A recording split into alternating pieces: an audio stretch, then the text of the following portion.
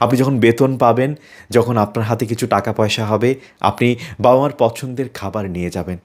বাবা মায়ের বয়স যতই হোক না কেন, তাদেরকে কখনোই ভালোবাসতে ভুলবেন না। একটা সময় আমাদের বাবা মায়েরা বয়সের ভারে ঠিকঠাকভাবে চলাফেরা করতে পারেন না, তারা বিভিন্ন অসুস্থতায় আক্রান্ত হন।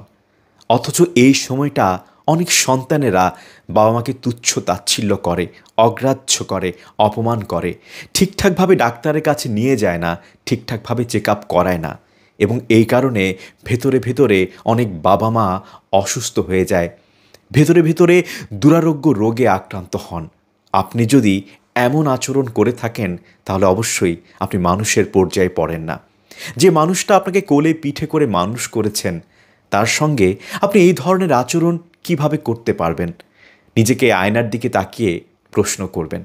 বাবা মার বিরুদ্ধে